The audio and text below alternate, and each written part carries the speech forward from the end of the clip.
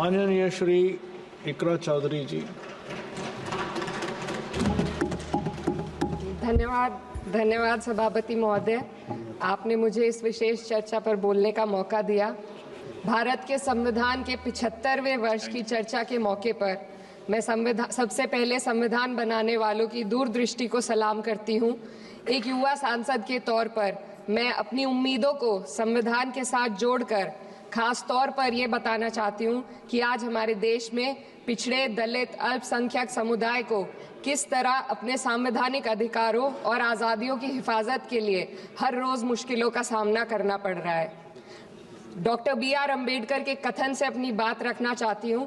उन्होंने कहा था, मुझे अपने भारतवर्ष पर फक्र है कि जिसके पास ऐसा संविधान है जो लोकतंत्र, समाजवाद और सेक्युलरिज्म को संजोता है। लेकिन आज ऐसा लगता है जैसे संविधान की किताब तो है पर इसे चलाने वालों का ईमान गुम हो गया है।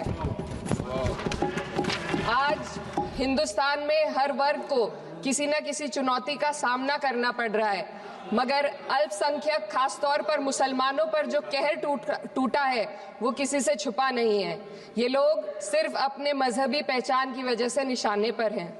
संविधान का अनुच्छेद 15 कहता है कि किसी भी नागरिक के साथ धर्म, जाति या किसी और वजह से भेदभाव नहीं होना चाहिए, लेकिन हकीकत इसके उलट है। हालात इस कदर बिगड़ चुके हैं कि hate speech, mob lynching, bulldozer द्वारा घरों को गिराने की घटनाएं आम हो गई हैं। खास तौर पर उत्तर प्रदेश में, जहां ऐसा लगता है जैसे कानून के नाम पर जंगल राज चल रहा हो। संभल में जो हुआ वो सबके सामने है। पुलिस के संरक्षण में निर्दोष लोगों की हत्या की गई और सरकार ने चुप्पी साध ली। अल्पसंख्यकों पर हिंसा बढ़ती जा रही है, मगर सत्ता में बैठे लोग या तो आंखें मूंदे हुए हैं या फिर इन घटनाओं को बढ़ावा दे रहे हैं। हद तो तब हो जाती है जब न्यायपालिका की बात भी अनसुनी कर दी जाती है। सुप्रीम कोर्ट ने मॉब लिंचिंग पर 11 सूत्रीय निर्देश जारी किए थे। इसमें साफ कहा गया था कि राज्य सरकारें और पुलिस इस तरह की घटनाओं को रोकने और दोषियों पर सख्त कार्रवाई करने के लिए जिम्मेदार है, लेकिन आज भी इन निर्देशों पर अमल नहीं हो रहा है। हाल ये है कि मॉब लिंचिंग को रोकने की बजाय सत्ता में बैठे लोग आग में घी डालने का काम कर रहे हैं। उनकी जुबान से ऐसी बातें निकलती हैं जो नफरत को और बढ़ावा देती है। ये अशांति अब इतनी गहराई तक फैल चुकी है कि हमारे समाज के धर्मनिरपेक्ष चरित्र पर गंभीर सवाल उठ रहे हैं। साल की शुरुआत में ही कई राज्यों में दुकानदारों को अपने नाम बोर्ड पर लगाने के लिए मजबूर किया गया। इसे सेहत और सुरक्षा के कानूनों का हिस्सा बताया गया, मगर असल मंशा कुछ और थी। ये कदम खास तौर पर मुसलमान दुकानदारों को निशाना बनाकर उठाया गया ताकि उनकी रोजी रोटी पर चोट की जाए। पिछले हफ्ते मुरादाबाद में एक मुस्लिम डॉक्टर को हिंदू बहुल्य मोहल्ले में घर खरीदने पर विरोध झेलना पड़ा। वजह बताई गई कि इससे मोहल्ले की सामाजिक शांति बिगड़ जाएगी। अब आप ही बताइए, क्या ये वजह सही है, जायज है? असल में ये छोटी बड़ी घटना इस बात का सबूत है कि सांप्रदायिकता को बढ़ावा देने वाले बयान और नीतियां हमारे समाज को अंदर से खोखला कर रही है। उत्तर प्रदेश में यति नरसिंहन ने बेहद घटिया बयान दिया, लेकिन सरकार इन बयानों पर कोई कार्रवाई नहीं कर रही। हेट स्पीच न केवल जनमानस के विचारों को प्रदूषित करती है, बल्कि इससे अब संवैधानिक पदों पर बैठे लोगों को भी प्रभावित कर दिया है। अभी हाल ही में माननीय उच्च न्यायालय इलाहाबाद के माननीय न्यायाधीश ने ऐसे बयान दिए जिसका संज्ञान खुद सुप्रीम कोर्ट को लेना पड़ा।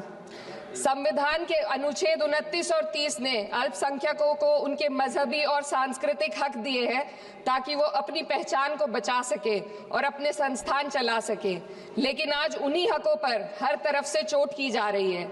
वक्फ जैसे बिल लाकर उनके धार्मिक अधिकारों को छीनने की कोशिश की जा रही है। आज अल्पसंख्यक समुदाय को संविधान द्वारा दिए गए अपने बुनियादी अधिकार पाने के लिए लंबी लड़ाई लड़नी पड़ रही है। ऐसे कई मामले अदालत ने न्याय देकर संविधान की रक्षा की है, लेकिन अदालती प्रक्रिया में जो समय लगता है उसकी वजह से देश के सामाजिक ताने बाने को भारी नुकसान उठाना पड़ता है। मिसाल के तौर पर इलाहाबाद हाई कोर्ट ने 2000 2004 के मदरसा एक्ट को रद्द कर दिया था, जिससे मदरसों के संचालन पर सवाल उठे। हालांकि सुप्रीम कोर्ट ने बाद में इस फैसले को पलट दिया और एक्ट को वैध करार दिया, लेकिन इस प्रक्रिया में जो समय लगा उसने अल्पसंख्यकों को बेचैनी और संघर्ष के दौर में डाला है। इसी कड़ी में प्लेसेस ऑफ वर्शिप एक्ट 91 भी आता है और कई अन्य अधिकार, उन्हें भी इसी तरह अदालती लड़ाइयों में उलझाया जा रहा है। ये स्थिति न केवल अल्पसंख्यकों के अधिकारों की राह में रुकावट है, बल्कि justice delayed is justice denied जैसी कहावत को सिद्ध करती है।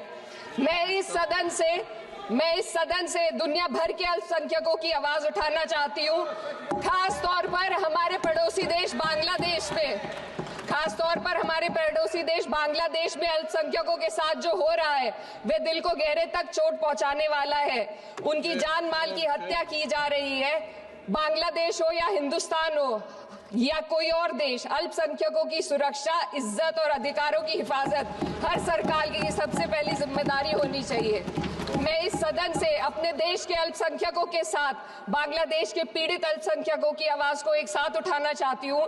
ये वक्त की पुकार है कि हम सब मिलकर ये सुनिश्चित करें कि किसी भी इंसान को उसकी पहचान या मजहब के कारण डरकर जीने पर मजबूर ना होना पड़े।